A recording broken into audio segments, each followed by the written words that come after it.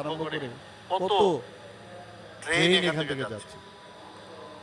আজকে এতগুলো এরোপ্লেন এখানে আসছে, এয়ারওয়েজে এত ডেভেলপমেন্ট হয়েছে যে ভাবা যায় না।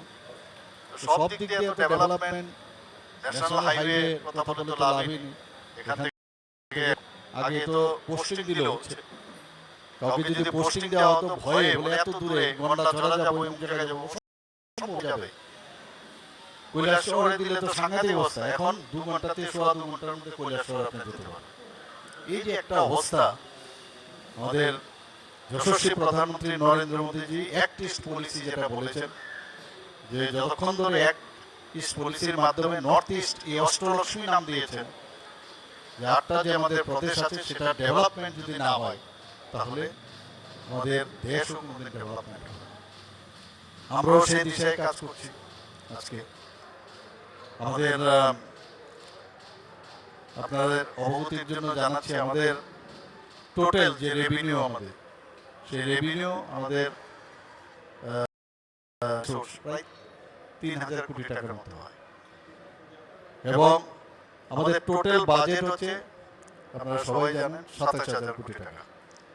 এবং 27000 কোটি টাকার মধ্যে যদি আমরা যারা স্যালারি দিয়ে, পেনশন দিয়ে, লোনের যে সুদ এগুলো দিতে দিতে বা লোনের টাকা দিতে দিয়ে গিয়ে আমাদের প্রায় 10,000 করোড়ের মধ্যে, 10,000 কোটি টাকার মধ্যে, এর মধ্যে আমাদের যে এই শেয়ার, আমাদের যেটা নিজেদের যে আমাদের রেভিনিউ আসে, তার থেকে আমাদের এডিসি কে দিতে হয় প্রায় 25%।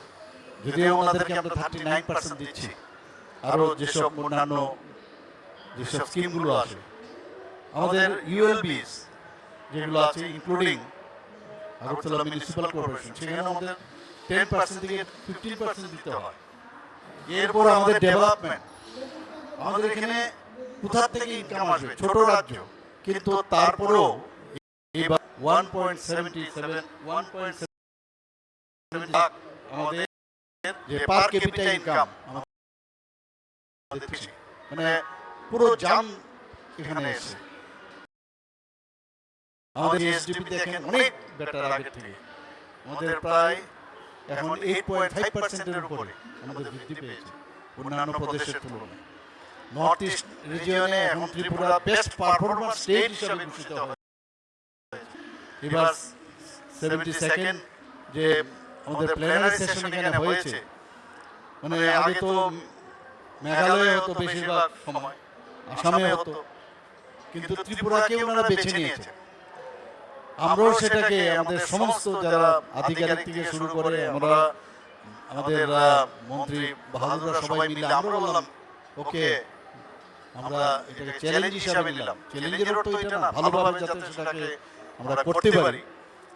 এবং 8টা রাজ্যের থেকে 8জন রাজ্যপাল এসেছেন, মুখ্যমন্ত্রী এসেছেন। একজন মুখ্যমন্ত্রী ছিলেন না, তার পরিবর্তে একজন মন্ত্রী এসেছিলেন।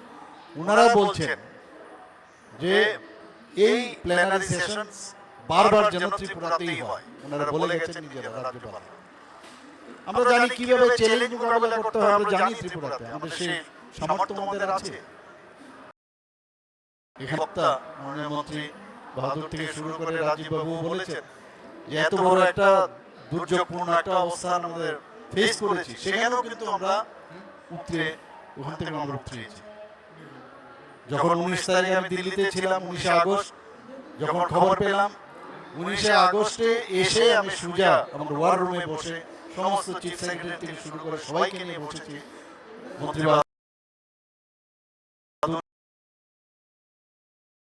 এমন একটা আমরা কোনোদিন ভাবিনি। বগাফার মধ্যে প্রায় মানে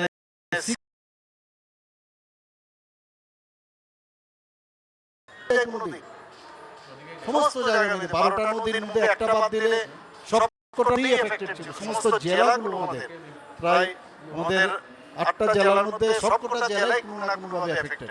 এর মধ্যে মেইনলি যেটা গোমতী হয়েছে এবং গোমতী ডিস্ট্রিক্ট বেশি এফেক্টেড হয়েছে, সিপাহীজলা হয়েছে, খোয়াই হয়েছে এবং সাউথ। সবকটার মধ্যে আমি নিজে যখন মাননীয় প্রধানমন্ত্রীজির সাথে আমি কথা বললাম, আমাদের মাননীয় স্বরাষ্ট্রমন্ত্রীর সাথে সাথে হেলিকপ্টার দিয়েছে, যা যা দরকার এনডিআরএফ টিম পাঠিয়েছে, আমাদের এসডিআরএফ টিম ছিল, আমাদের পুলিশ বাহিনী এসছে। আপনারা সবাই ঝাঁপিয়ে